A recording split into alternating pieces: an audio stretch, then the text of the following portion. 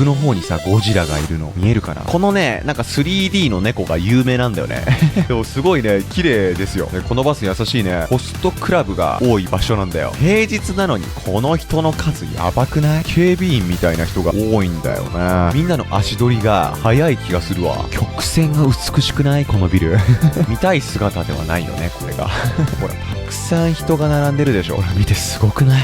東京の景色。この景色大好きなんだよな。はい、皆さんこんにちは、ジローです。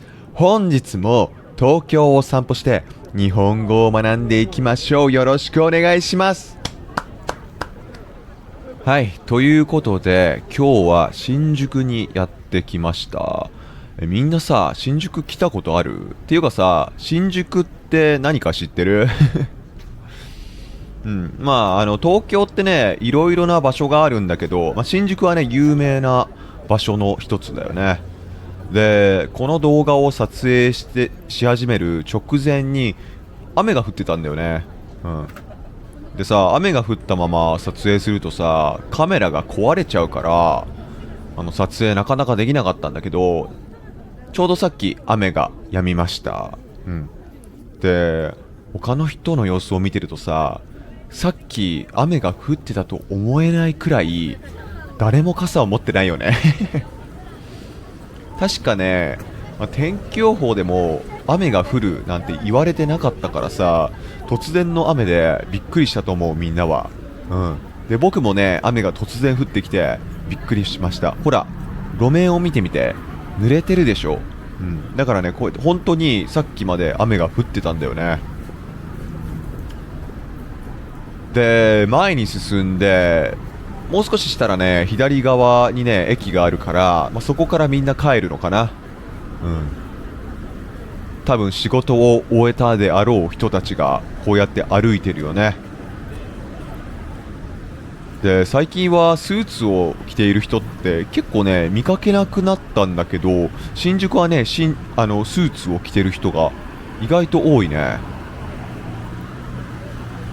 ほら見て交通量も多いでしょう結構。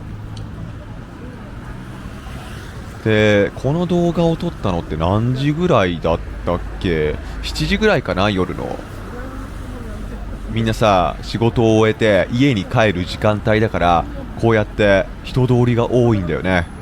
で新宿はねオフィスもたくさんあるし遊ぶところもたくさんあるから、その働いている、労働者の人とあと遊びに来た人もうみんながいるんだよね新宿にはだからこうやってさ人がたくさんいるんだよね。なんかさみんな帰路を急いでるよねみんな多分早く家に帰りたいんじゃないかな。みんなの足取りが早い気がするわ。で新宿駅がねこの左側にあるんだよ。ほら見て緑色の字で新宿駅って書いてあるでしょ。みんな駅の方に向かってるよね。で駅から電車に乗って家に帰ると思うんだけどさ、新宿駅ってねその構造がすごい複雑なんだよね。僕も長い間東京に住んでるんだけど新宿駅の構内が複雑すぎてねなんかねよくわからないんだよねあれ右側も新宿駅じゃん。右の新宿駅と左の新宿駅は何が違うんだ？僕結構ね新宿に詳しくないんだよねいや多分、この動画を見ている人の中に日本人じゃなくても僕より新宿駅詳しい人たくさんいると思うわ。この右側にあった新宿駅と左側にあった新宿駅って何が違ったんだろうね。鉄道会社が違うのかな。確かにね新宿駅に止まる電車って結構多いんだよね。JR 以外にも私鉄も新宿駅に止まるからね。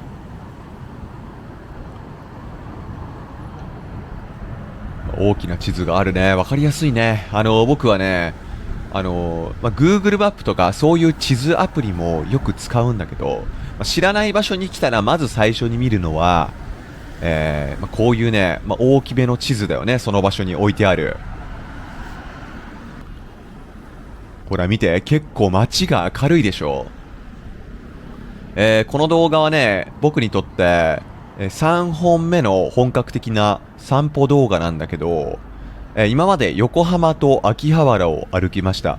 でも今回の新宿の動画、多分一番街が明るいんじゃないかな。そのくらいすごい活気がある街が新宿なんだよね。いや本当に明るいよね、街が。新宿の明るさって、日本でも屈指だよね。日本屈指の明るさを、夜の明るさだと思うわ、新宿の夜っていうのは。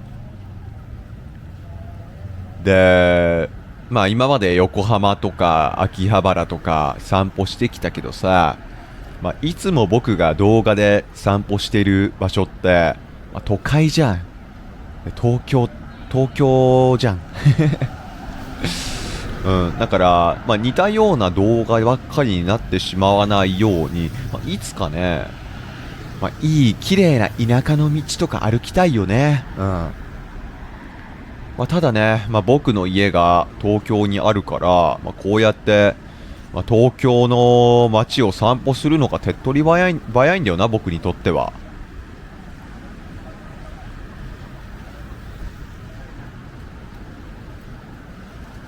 交通量も多いし、人通りも多いし、これこそが東京っていう感じがするよね。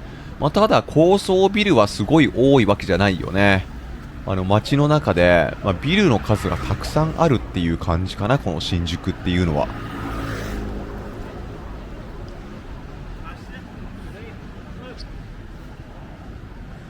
新宿はね、オフィスビルがたくさんあるエリアもあるんだけど、この動画ではね、最初の方は、エンタメがたくさんあるエリアを歩いて、最後の方に、オフィス街の方に行こうかなって思う。みんな準備できた？うん。今まで、2本の散歩動画をアップロードしたっていう話をしたんだけどさ、結構ね、みんな散歩動画気に入ってくれたみたいでよかった。こういう、やっぱり日本に住んでない人にとっては、こういう日本のリアルな映像って楽しいんだろうね。いや、僕もね、たまに海外の散歩動画とか見るんだよね。やっぱりさ、本当はね、飛行機に乗って、現地に行きたいんだけどさ、そんな気軽に、海外って行けないじゃん。だから、海外旅行をした気分になれるんだよね、こういう散歩動画っていうのはさ。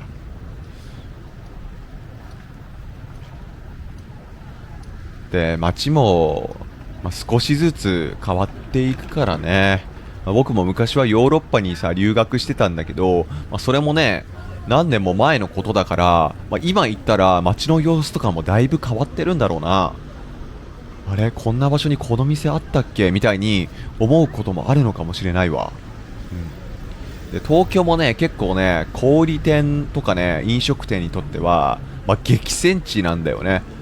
やっぱり、こういう新宿のエリアとかってさ、結構飲食店だったらすぐ潰れちゃったりするんだよね。で、また新しいお店ができたりするんだけど、難しそうだよね、お店の経営ってさ。東京ってね、本当に美味しい美味しいご飯を提供してくれるお店がたくさんあるから、レベルが高そうだな。相当美味しい、食べ物を提供できないとさ、お客さんって来ないだろうな、東京に。あとやっぱりさ、新しい店舗を出店するってなったらさ、Google マップの、レビューとかが何もない状態からスタートしなきゃいけないってことじゃん。そうなるとさ、すでに Google マップのレビューで高評価を獲得しているお店にはなかなか勝てないよね。やっぱり僕もいつもね、そのレストランとかお店を探すときって、Google マップの口コミとか評価を見るんだよね。で、レビュー数が多いところを選んで、かつ、その評価が高い場所を選んでいくからさ、めったに、評価がないお店なんて行くことないんだよね。あ、ゲームセンター。秋葉原にもゲームセンターあったよね。お、左にはドン・キホーテもあるよね。本当にお店がたくさんあるな。っていうかさ、新宿にあるドン・キホーテってここだけじゃなかった気がするな。新宿に何店舗あるんだろう、ドン・キホーテって。今日ちょっと僕興奮しちゃってるわ、ごめんね。やっぱりね、人が多いところにいるとテンション上がっちゃうんだよね、僕。日本ではさ、海外でもそうだと思うんだけど、MBTI とか流行ってるじゃん。で、僕結構外交的な人だからさ、人がたくさんいるところにいると、エネルギーがもらえるんだよね。で、人によっては、人がたくさんいるところにいると疲れるっていう人もいるよね。それはさ、人それぞれの特性だよね。で、新宿はね、人が本当に多いよね。他の都市に比べてもすごい多いよ。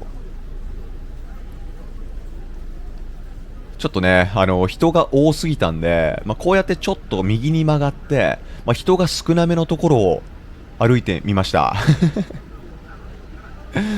うん。でもね、新宿はね、基本的に、どこに行っても、人がたくさんいるからさ、またどこかの道に入ったら人とたくさん会わなきゃいけなくなるんだけど、この通りは比較的人が少なそうだよね。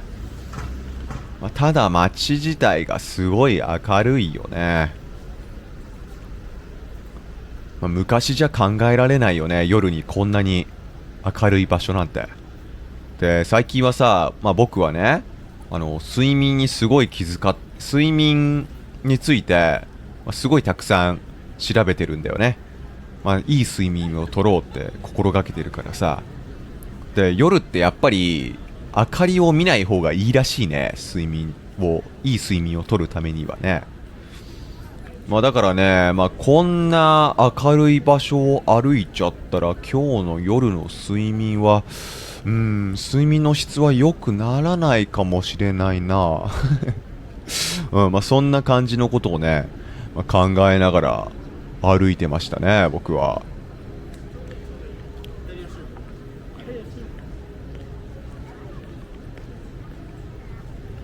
はい、また向こう側に大通りが見えるから、あっち側に行ったら人がまたたくさん増えてくるんだろうな。お花屋さんだ。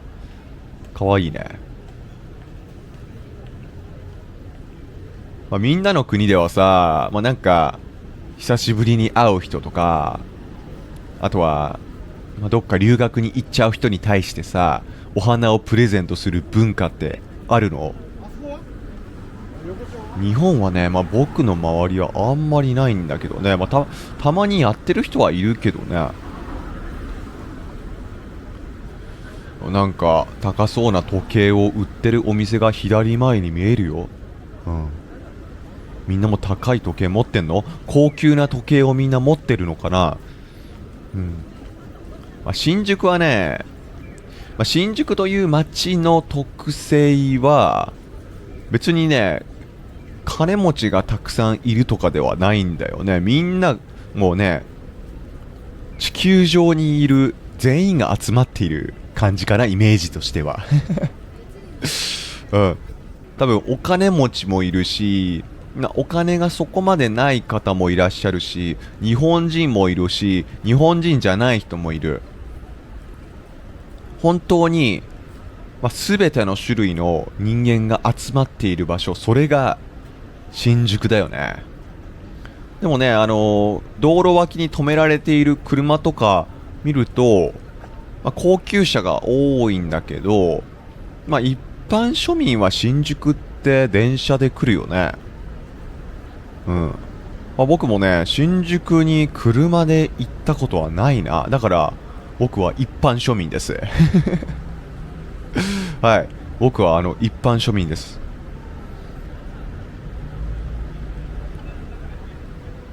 で新宿は、さっきさ、新宿駅がとても複雑っていう話をしたじゃん。もう新宿駅ってね、もう出入り口が多すぎる。うん。だから、どの出入り口から出たら自分の目的地に効率よく着くことができるかっていうのが全然わからないんだよね。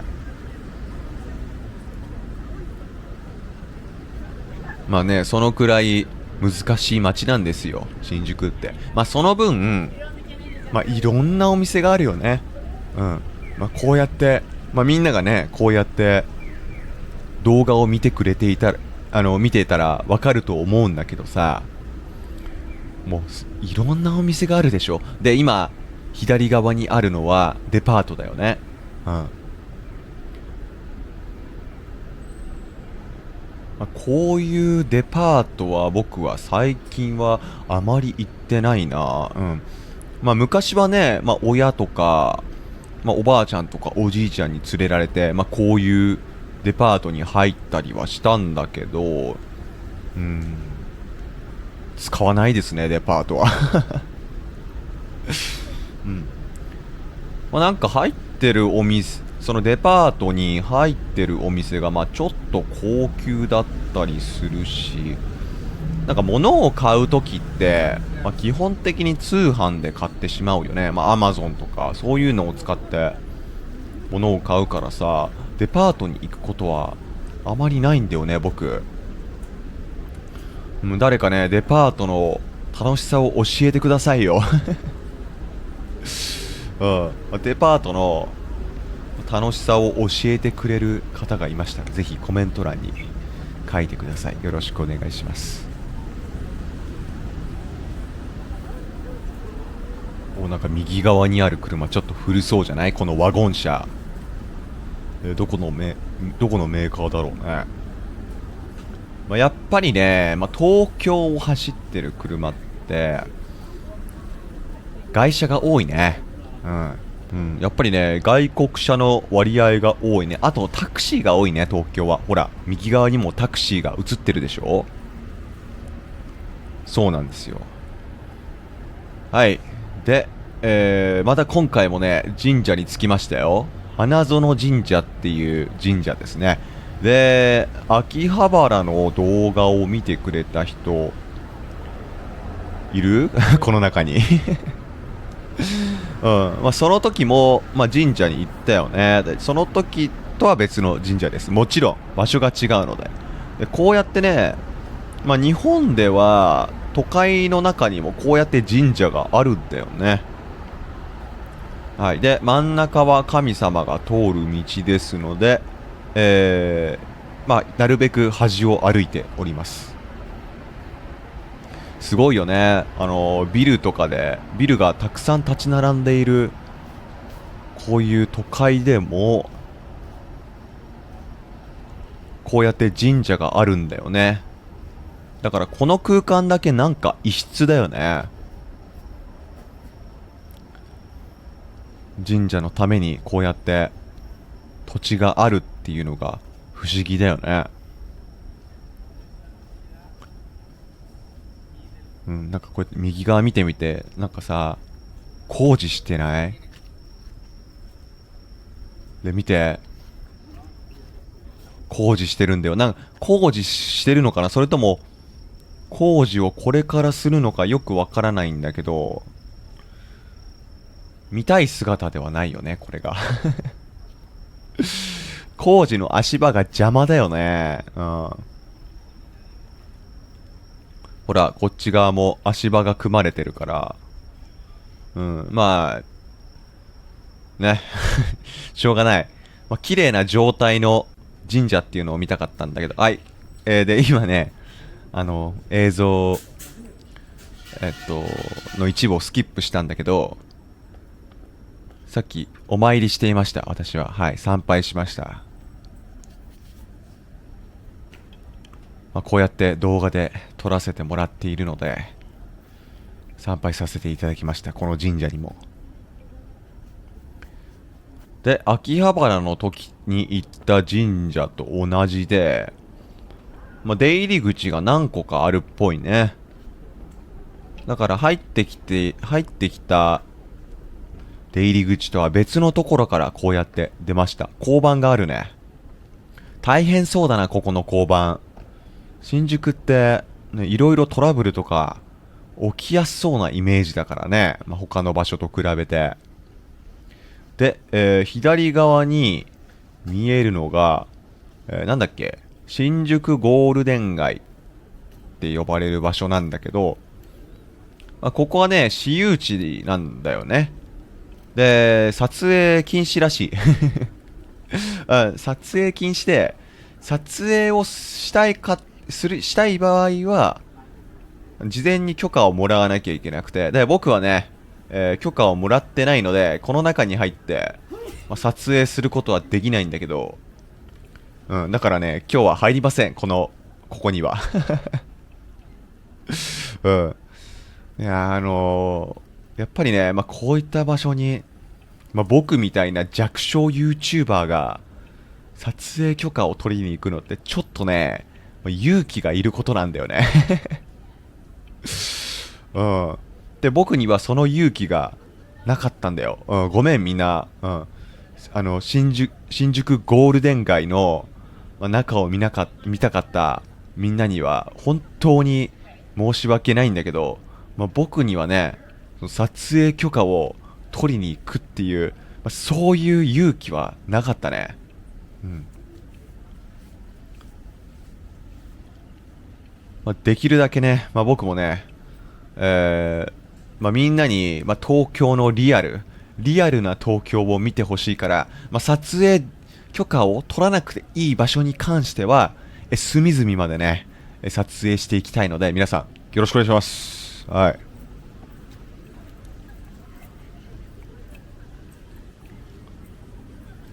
でね、新宿に来て思ったんだけど、新宿もかなり、外国人観光客に人気の場所だよね。うん、みんな楽しそうだったな、観光で来てる人。うん、目がキラキラしてた。で、見て、こういう感じで新宿って、ホストクラブが多い場所なんだよ。うん。で、ホストクラブみたいなところ、日本以外の国であるところってあるのかな、ある国ってあるのかな。ホストクラブって何かっていうと、まあ、男性の、まあ、スタッフが、まあ、お客様の横に座って、まあ、お話ししながらお酒を飲んだりする場所なんだよ。で、僕はね、ホストクラブ今まで行ったことないですね。うん。まあ、行ったことないんだけど、まあ、気になる方は、ぜひホストクラブについて、調べてみてね。日本のホストクラブ文化について、気になる人は調べてみてください。で、日本でね、まあ、割と問題になっているのは、まあ、ホストクラブにハマっちゃって、ハマっちゃう女の子がたくさんいるらしいんだよ。うん。そう、なんかイケメン、まあ、イケメンなのかわからないけど、まあ、魅力のある、まあ、男性がね、ホストクラブでは積極するらしいですから、まあ、そういう人を求めて、まあ、中毒になってしまう、まあ、女の子が多いらしいんだよね。で、ってなるとね、まあ、お金をたくさん使っちゃったりするらしくて、まあ、それがね、社会問題になってるらしい。うん。でね、僕はね、まあ、友達が少ないから、まあ、そういう危機的な状況になってる、まあ、女友達っていうのは僕の周りにはいないね。でも、結構大きな社会問題っぽくて、まあ、ニュースでもよく見る内容なんだよね。で、さっきのホストクラブの、まあ、看板の向こう側には、まあ、後で行きたいと思います。ちょっとね、物々しい雰囲気なんだよね、あそこ。うん。まあ、新宿がどういう街かっていうと、まあ、確実に子供が来る街ではないですね。うん。まだね、横浜とか渋谷とかは、まあ、子供が来てもいい街だと思うんだけど、新宿は子供が来る街ではないね。で、皆さん知ってる通り、僕って、精神が子供なんですよ。いや、そうだな、冗談ですけど、僕って結構子供心に溢れた人なんで、こういう新宿みたいな街に来るとちょっと怖いなって感じることがあるんだよな。だけど今日はね、新宿を散歩してみたくなったので、実際にこうやって新宿に来て、こうやってカメラを回しております。で、さっきね、勇気が出なくて、ホストクラブの看板の向こう側に、行けなくてね、こうやって、安心できるような静かな道を今、歩いております。はい。ここはね、この道はちょっと歩いてて心が落ち着くよね。だって、なんか明るくてカラフルな看板が目に入ってこないから、新宿とは思えないような場所だけどね、この道は。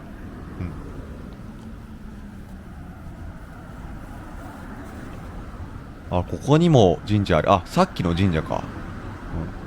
さっきの神社の出入り口なのかな、今のは。熱帯魚って書かれてるけど、何これ。熱帯魚が飼育されてるってこと？今の場所に水族館か何かあったのかな。新宿に水族館があるイメージは全く僕の中にはないんだけどね。ていうか、水族館最近行ってないな。水族館みんな行く？めったに行かないよね、水族館って。ただね、水族館って、家族連れでは行くイメージはあるな。子供とお母さんとお父さんで水族館に行ったりとか、あとはね、カップルの初デートとかも日本ではね、水族館デートになることがよくあるよね。魚を見るって楽しいよね。僕はね、海とか川にいる生き物だったら、イルカとかクジラとかが好きなんだけどさ、さすがにクジラを飼育してる場所ってないよね。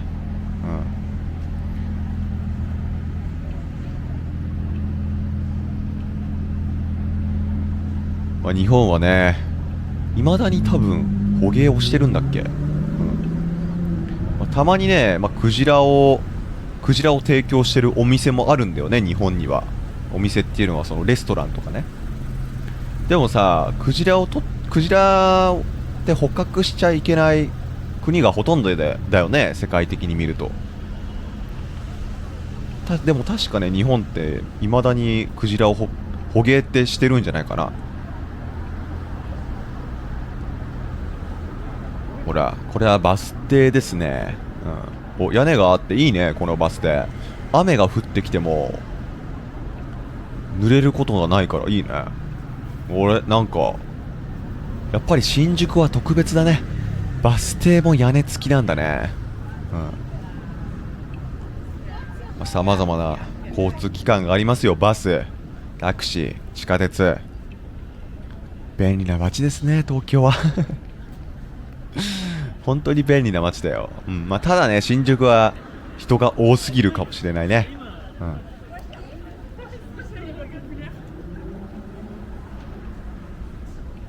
で、このままね、この道をまっすぐ歩いていくと、どんどんね、繁華街になってくんだよな。街の明かりもどんどん明るくなってくるよ。ほら見て、さっき歩いた場所より確実に明かりの灯った看板が増えてきたでしょ。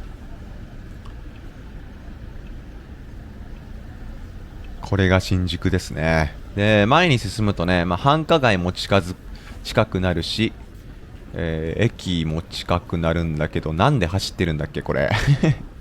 そっか、この信号に間に合いたかったのか。すごいこの景色、綺麗。で横の人も僕と一緒に走ってたね。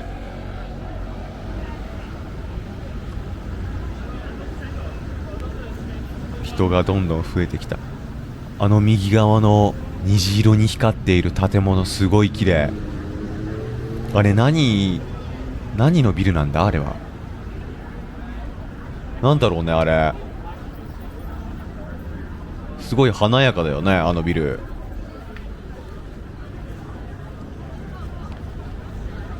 この景色すごいさ東京っていう感じがするんだけどどう、みんなが思い描く東京と同じこの景色。僕はねもうずっと日本で生まれ育った、日本人なんだけどさ、僕の中のイメージだと海外の方がイメージする日本の景色ってこういう景色なんだけど正解？こういう景色じゃない？海外の方が想像する日本って違うのかな。ほら写真撮ってるよ。多分観光客の方だよね。インスタグラムとかにアップするのかな、今撮った写真を。東京行ってきましたとかね、そういうキャプションをつけてインスタとかにアップするのかな。また写真撮ってる人いたよ。でこの信号は渡らないんだっけ。ああ渡るよね。はい。すごいね人がすごい多いわ。でなんか荷物が少ない人が多いよね。いかにも観光で来ましたみたいな人が多い気がするけど気のせいかな。そしてタクシーの数が多いんだけどさ、ここをさ車で運転するの難しそうじゃない？人の数が多いからさ急に飛び出してくる人とかいそうじゃない？や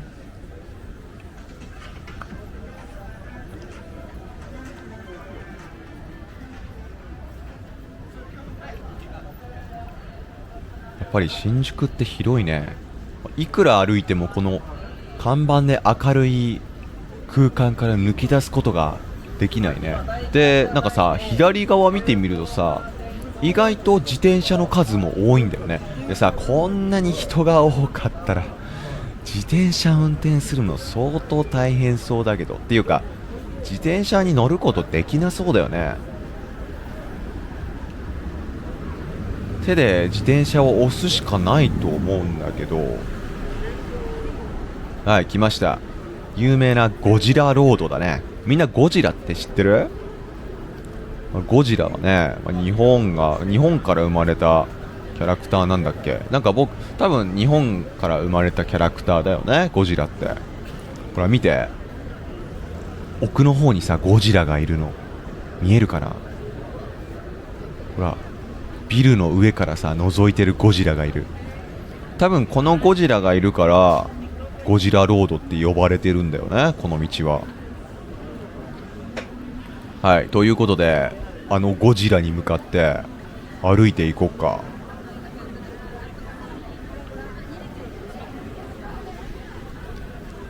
ここはそうだね、多分車は入れないんだよねここの場所には。だから、人が縦横無尽に歩いてるね。警視庁からのお知らせだ。なんかやっぱりねこうやっていろんな人が集まってくる場所が新宿だから、割とねその犯罪とか、事件とか、そういった関連のことがね、起きやすい場所ではあるんだよね、その日本国内の中でも。だからさっきみたいに、警視庁のお知らせがねスピーカーから流れてくることがある。ほらゴジラがビルの上からこちらを覗いてたね。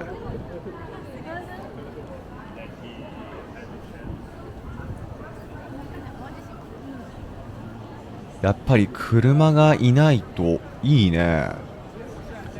スムーズに歩くことができるよね。ほら、道端に座ってる人もいるよ。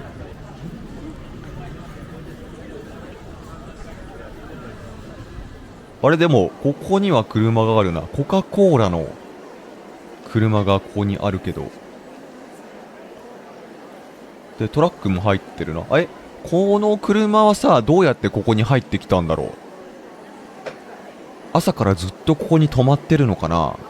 だってさ、今この瞬間にここに車を進入させるのってちょっと難しそうじゃない？ちょっと人が多すぎるよね。はい。で、ここにこうやってね、ちょっとなんていうの、僕もねよくわかんないんだけど、なんかずらっとね並んでるんだよね、人が。なんかねよくわからないんだけど、多分勧誘をしてるんだろうな。でその人たちをねちょっと撮影する勇気がなかったからカメラをストップさせました。はい。ほら、こうやって警備員みたいな人が多いんだよね。犯罪が起こらないように見守ってるんだよね。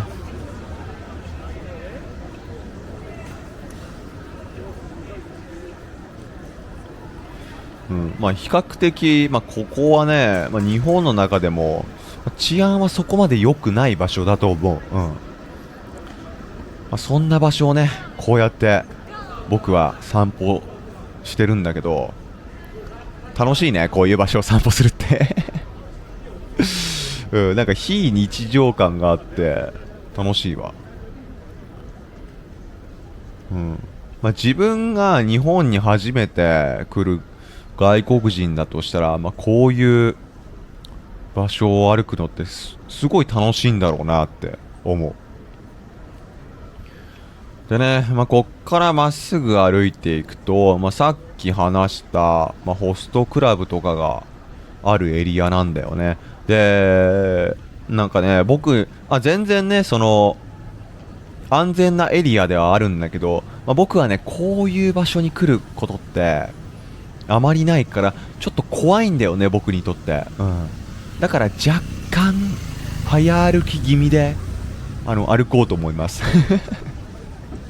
いや、どんだけ僕ってビビリなんだよっていう話なんだけどさ、いや、ちょっと怖かったから、早歩きで歩きますよ。もちろんね、別に犯罪者が絶対いるっていうわけではないんだけど、一応ね、皆さん、この動画に映った皆さんのね、顔もぼかして、ぼかしてから、YouTube にね、この動画をアップロードしようと思います。はい。もう本当にいろんな人が集まるエリアだからね、この新宿っていうのは。いや、でもこうやって散歩動画を撮るの楽しいな、やっぱり。こうやってね、ずっと日本のいろんな場所をみんなに紹介し続けていきたいなっていうふうには思ってるんだよね。俺、こことかさ、すごくない？ホストクラブの看板がさ、左側にたくさんあるよ。こんなにたくさんね、ホストクラブで働いてる人がいるんだったら、僕のお気に入りも一人ぐらいは見つかるかな。一人ぐらい僕のお気に入りを見つけることもできるんじゃないかなって思うくらいたくさんのホストクラブ店があるよね。で、うるさいよね、この街。さっきからさ思ってたんだけど、人、歩いてる人も友達とかと一緒に会話をしてるしさ、店からなんか謎の音楽とかがさっきから流れてるよね。こういう賑やかなね、みんなの中には賑やかな場所が大好きっていう、そういう人もいると思うからさ、賑やかな場所が好きな人にとっては、この新宿っていうエリアはね、本当に最高な場所だと思うよ。賑やかな場所たくさんあるけどね、東京には。で、今ね、この動画を撮影してから気づいたんだけど、僕の左手がね、何回も映ってるね。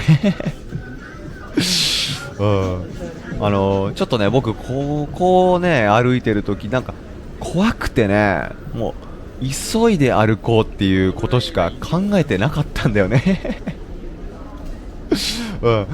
自分の手が、画角に入ってしまってるっていうことさえも気にできないくらい、ちょっと恐怖心が、自分のね、心の中を占めてましたね。はい。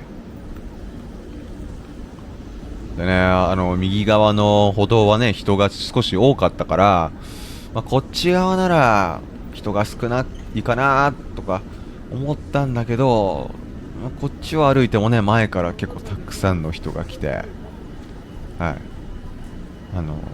ました。で、後からさ、この動画に映ってる顔はさ、全部ぼかすんだけど、いきなりね、カメラを向けたりしたらびっくりする人も多いだろうから、こうやってね、人にカメラを向けてる感じになるなーって思ったら、関係ないところをこうやって映したりして、僕もね、いろいろ工夫してたんだよ。僕なりの工夫をね、こうやってしてたんだよ。みんなどう思う？僕の工夫いいでしょ？ほら、こうやってなんかね、スピーカーから流れる音声みたいなのもさ、すごい多いんだよ、この街は。果たして新宿に住んでいる人はいるのかって思うけどね、さっきからマンションとか一つも見てないよね。いや、もう新宿に住んだら毎日がうるさいんだろうな、本当に。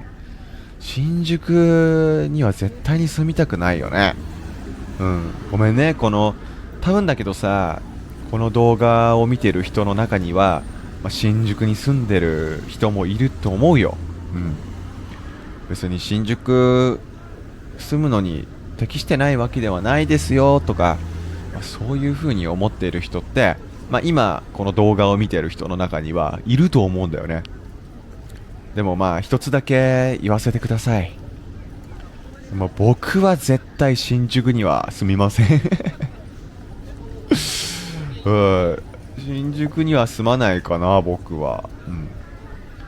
そもそも僕はね、新宿に頻繁に行くわけじゃないから、本当の新宿は分かってないのかもしれないけど、そんな僕の中で、新宿のイメージって、うるさくて明るくて、駅の作りが複雑っていう、そういうイメージなんだよね。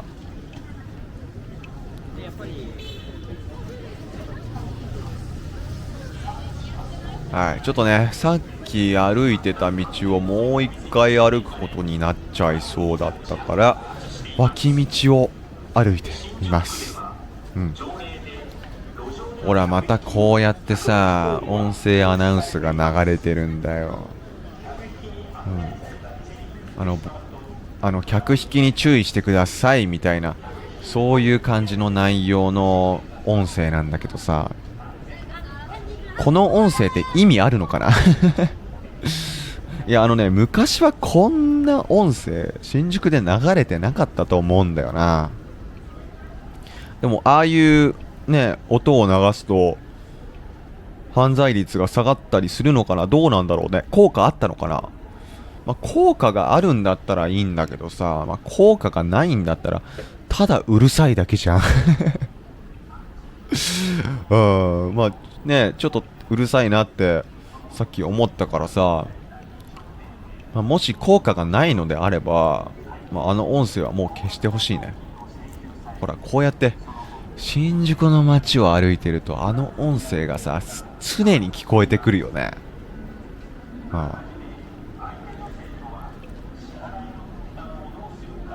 でも、僕は街を一人で歩くときっ、だいたいイヤホンをつけて音楽を聴いたり、ポッドキャストを聞いたりしてるから、あまり気にならないのかな。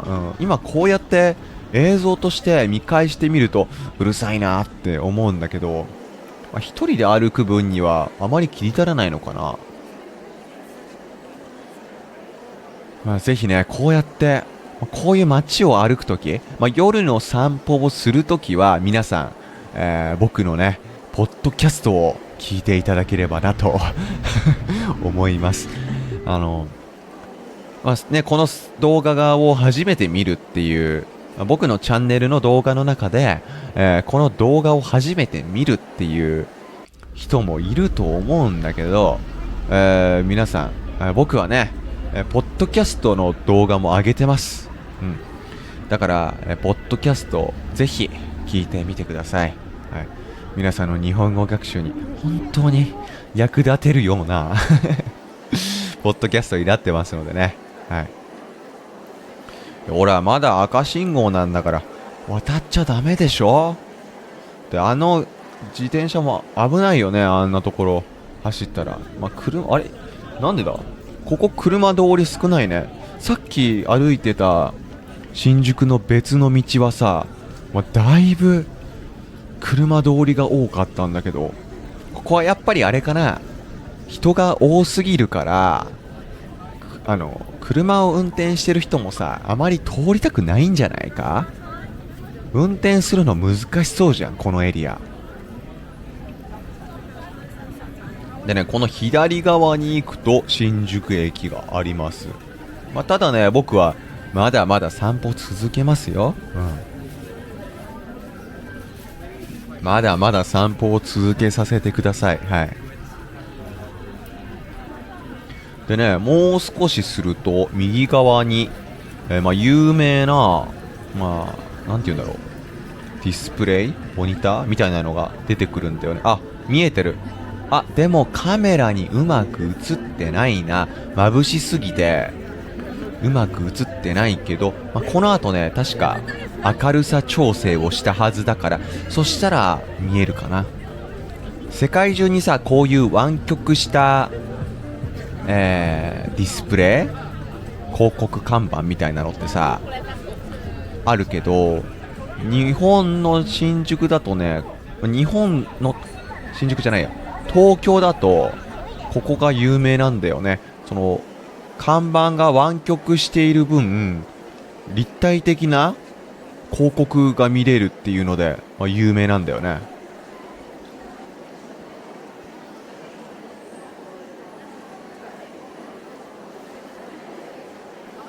ここの広告なんだけど、この時間帯は立体的なものは映ってない。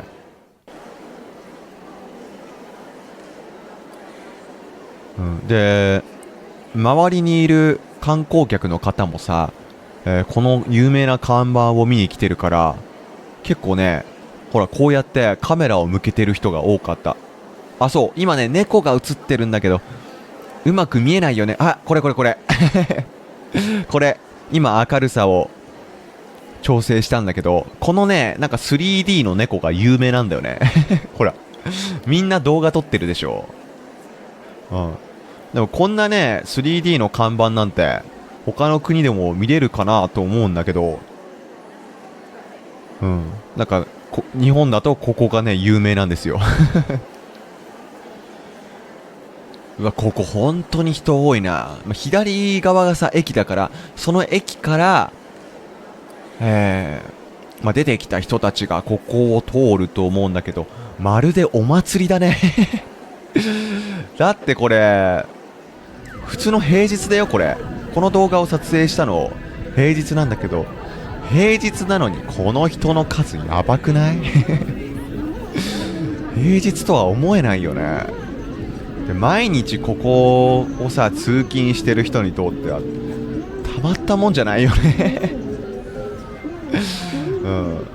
自分のただのさ通勤路が毎日こんなに人で溢れてたら疲れちゃうよね。それだけ活気がある街なんですよ、この新宿っていうのは。ここにどうやって車止めたんださっきからさ、いや、ここにどうやって車止めたって思うことが多くないか。で、これまっすぐ行くとね、さっき歩いたゴジラロードに行くことになるから、僕はね、ここから左に曲がります。で、この動画のね、後半はやっぱり静かなところに行きたいよね。で、静かなところ、そしてかつ、綺麗な景色が見れるところに行きたいじゃないですか。はい、だから今日は最後に、無料で入れる、展望台に行って、東京のすごい綺麗な景色を見に行こうと思います。皆さん、楽しみですかいや、僕がね、本当に大好きな景色が見ることができるんだよね、その展望台は。東京都庁のね、展望台って、無料で入ることができるんだよ。だから東京に来る人を、東京に来る外国人観光客には、ある程度有名な場所だと思うんだけど、これから新宿に来る人はね、その場所を覚えておいて。いや、本当に綺麗な場所なんだ。綺麗な景色が見ることができる場所だからさ。で、そこに向かって歩いていきます。だからね、これから、新宿の繁華街のエリアを抜けて、オフィスとかがたくさんあるエリアに行こうと思うよ。みんなも疲れたでしょ、さっきからさ、うるさい音が鳴ってたりとか、人がたくさんいたりとか、明るい看板があったりとかで、みんなもね、この動画を見て疲れてたと思う。だからね、最後の方は、静かなオフィス街に行って綺麗な景色でも見ようよ。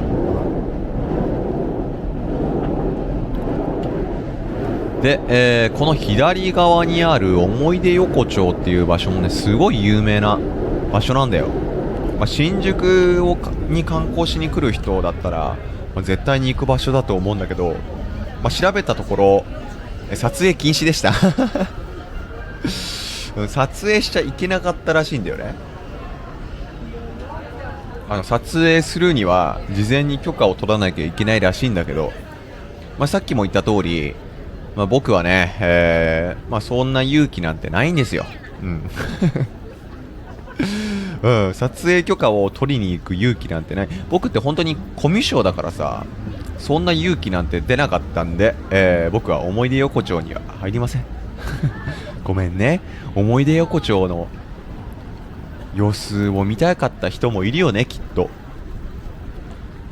僕のね、動画のサムネイルを見て、新宿を散歩するんだ、見ようって思った人の中には、思い出横丁の映像も見れるかなとか、そういう風に思った人いると思うんだけど、少なからず一人はいると思います、そういう人。だけどね、僕は撮影許可を取る、勇気が出なかったから、こういう風にね、思い出横丁には入らないことにしました。はい、思い出横丁の映像を楽しみにしていた皆さん、本当に申し訳ございません多分思い出横丁の映像なんてさ、ネット上に腐るほどあるよね、きっとわかんない、ないのかな、意外と撮影禁止されてるエリアだから。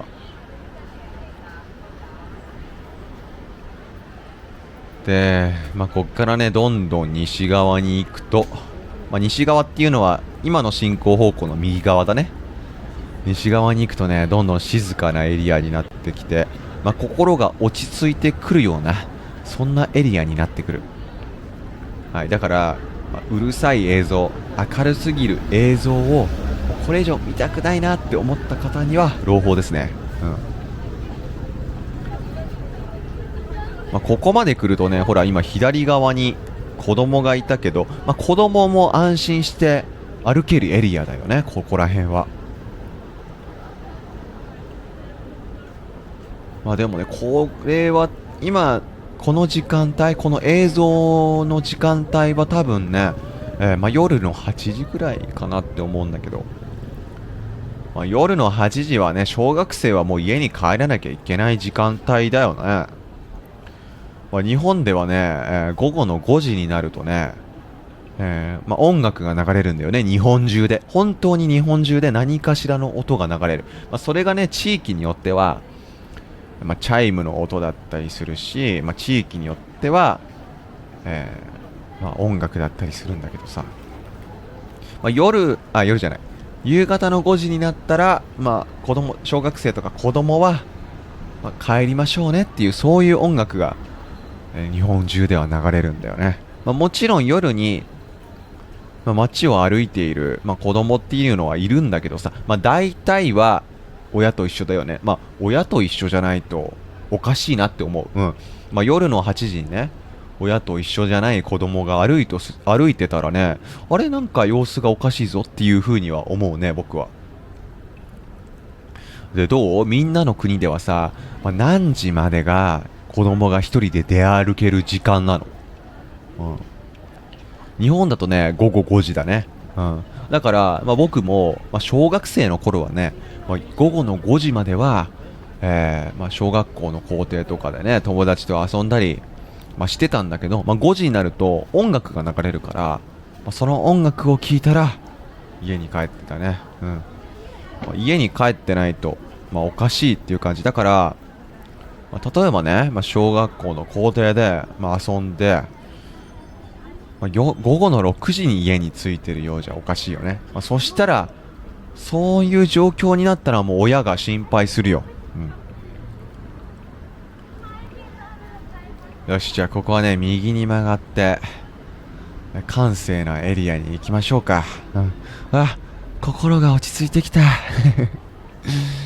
もううるさい繁華街のエリアに行かなくていいんだって思うとね、心が落ち着いてきますよね。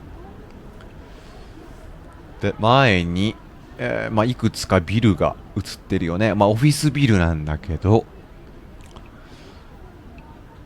サラリーマンがたくさんいるようなエリアだよね、ここら辺は。でね、この目の前にあるビルの形が僕は好きなんだよね。新宿では有名なビルなんだけど、ほら見て。曲線が美しくないこのビル。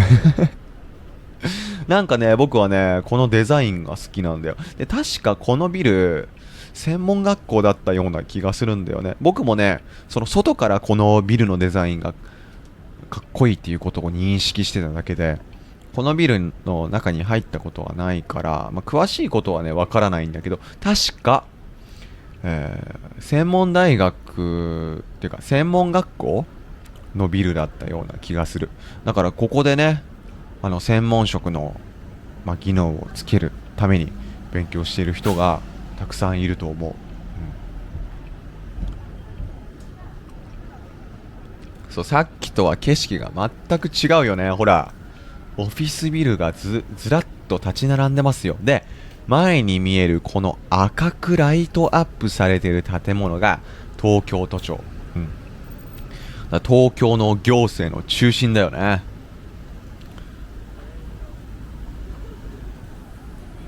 東京ってね、すごい大きな都市だからね。確かね、経済規模がメキシコと同じだったっけ？ちょっとごめん。これ、うる覚えの情報だからもしかしたら正しくないかもしれないんだけど、東京都だけでね、立派な一つの国になれるぐらい、経済規模は大きい。で、そんな、大きな、経済都市をね、まとめてるのが、右前に今見えていた、東京都庁だよね。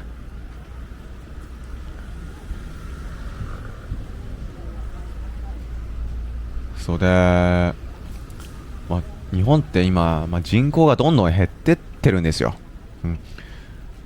地方都市とかはね、人口が減って、人手不足で大変だって言われてるんだけど、この東京はね、ずっと人口が増え続けてるんだよね。だからさっきの新宿の景色を見てもらったらわかると思うけど、本当に人が多い。そんなね、人が多くなってきて。で、最近はね、外国人もたくさんいるからね、東京は。で、こんな大きな、こんなに人が多い都市をまとめてるのって本当に大変だと思うんだけど、まあね、それをね、まとめてるのが東京都庁ですよ。職員の皆さんは本当に大変だろうな。うん。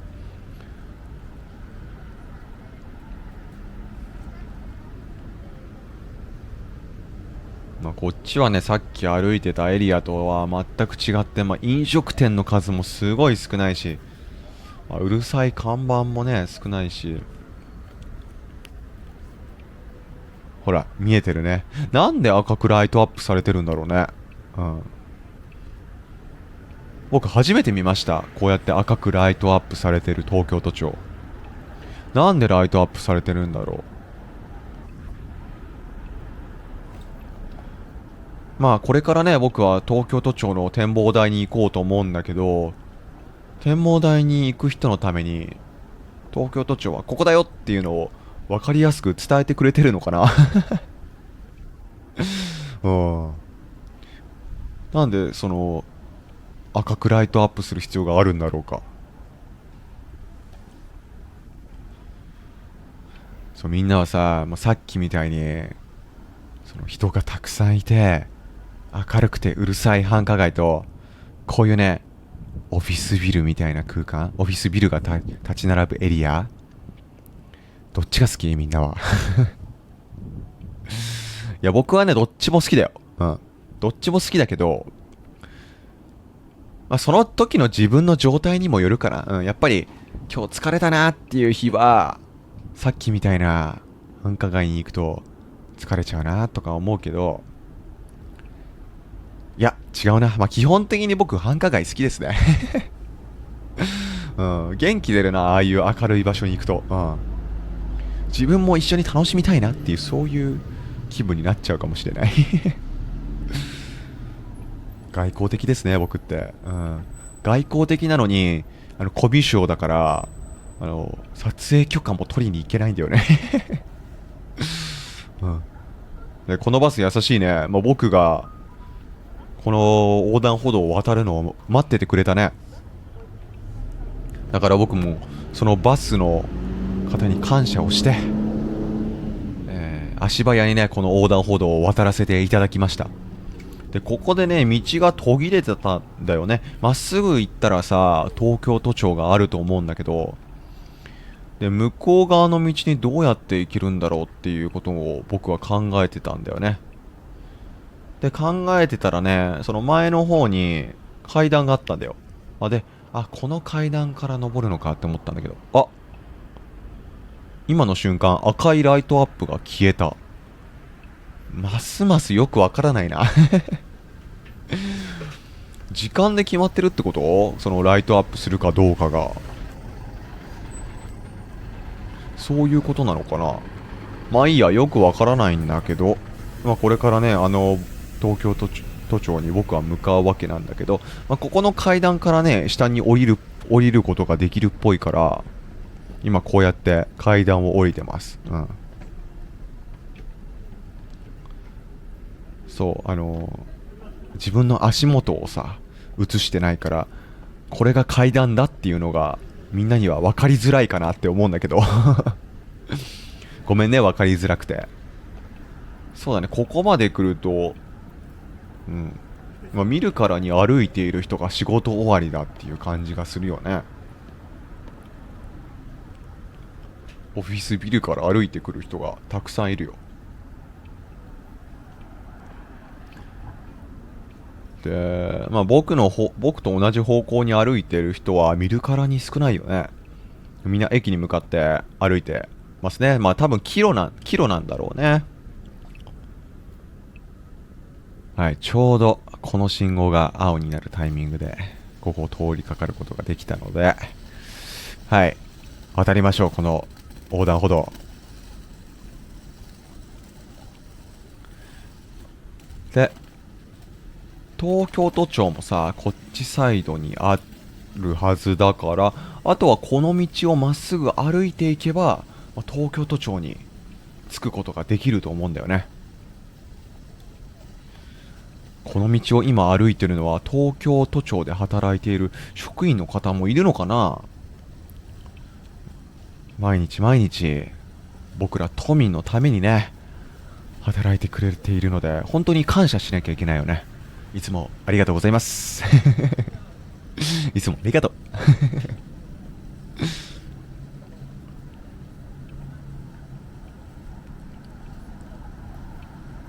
さて、でね、僕、東京都庁の展望台にはね、何回も来たことあるんだけど、毎回ね、入り口がどこだったかっていうのがわからなくなっちゃうんだよな。で、今、こうやってね、入り口がどこだったかを探してるんだけど、展望台はこちらみたいな案内が書かれてないから、多分ここじゃないんだろうな。ね、ここはなんか人が入る空間っていうよりは車が入っていくような空間に見えるから、ここからは入っていくんじゃない、ここから入っていくべきではないんだろうなって思ってたら、ほら見て、なんか東京都庁のビルに映像が投影されてるんだよね。でね、思い出したんだよ、この時。確かね、東京都庁ってなんかプロジェクションマッピングもやってるんだよね。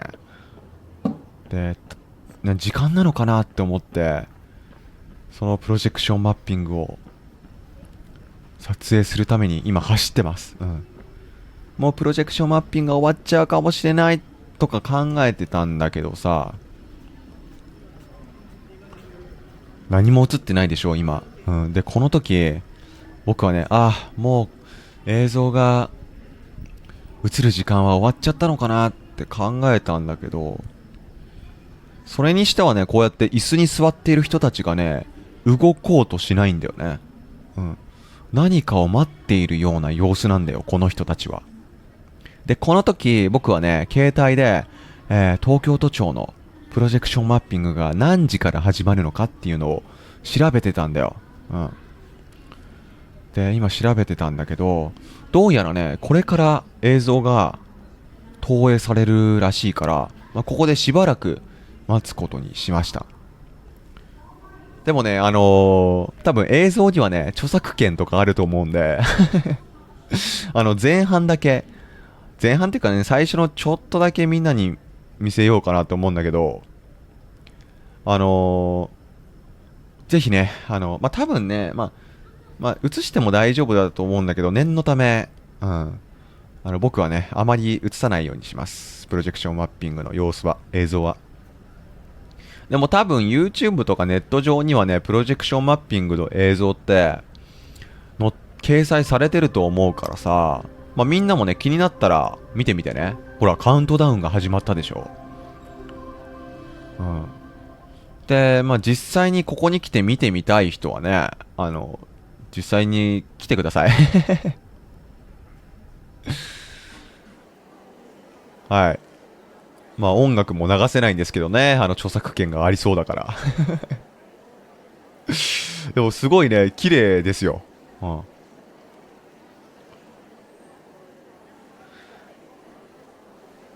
すごいよね。なんかちゃんとこのビルの構造に合わせて映像が映ってるような気がする。はい。でね、こっから先はね、多分、その著作権とかがあると思うんで、その著作権をね、侵害しないためにも、僕はね、映像を撮らないことにしました。はい、もし気になる方はね、多分、検索すれば出てくると思うんで、それをね、見てみてね。ほら、すごいでしょ。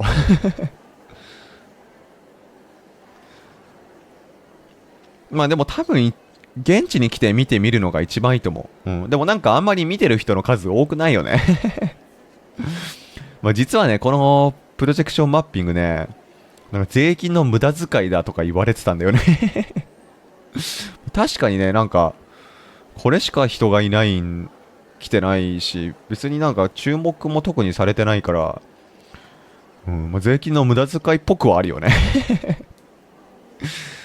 で、ここにね、展望台の入り口がありましたね。よく見てみると、人がたくさん並んでるんだよ。多分ここに並んでる人の数は、さっきプロジェクションマッピングを見てた人よりもだいぶ多いと思うよ。はい。だからね、ここから、この列に並んで、上に行きたいと思います。はい。で、並んでる様子はね、映像には、録画はね、しなかったんだけど、ほら、見て。展望室って書いてある。ほら、たくさん人が並んでるでしょう。はい、展望室に到着しました。結構並んだ。うん、結構な時間並びました。うん。で、エレベーターに乗って上に登ったんだけど、ほら、見て、これさ、すごいんだよ、景色が。すごい景色なんだよ、映ってるのが。ほら、ここからでもわかると思うけど。でやっぱりね、僕、ここに一人で来たんで、なんていうの、普段東京に来れないような方のために、僕がね、場所を占有しちゃダメだなと思っていたんだけど、ほら見て、すごくない？東京の景色、この景色大好きなんだよな。なんか、未来都市っていう感じがするんだよね。いや、僕はね、東京以外の世界の他の国にさ、あまり行ったことがないから、他の都会がね、どんな感じの場所かわからないんだけど、僕にとってね、この景色ってなんか未来都市っていう感じがするんだよね。その赤いヘリコプター用の光がさ、点滅しているところとか、すごい綺麗でさ、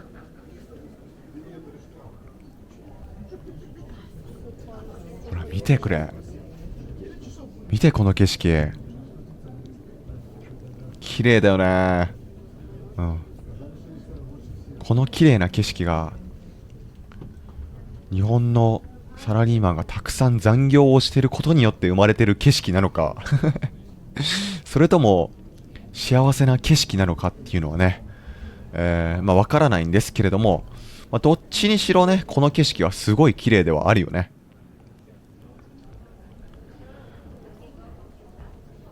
で、こうやってね、この展望台の中央にはね、売店があるんだよ。これ右側に見えてるのが売店なんだけど、売店の様子はね、またぜひ別の動画でアップロードしようかなと思います。もしかしたらメンバーシップ限定の動画にするかもしれないんだけどさ、ほら見て、綺麗じゃない？ぜひ皆さん東京に来たらね、ここの展望台に来て、景色を見てください。はい、ちょっと時間が来ちゃったわ。ごめん、今日はこれで終わり。バイバイ。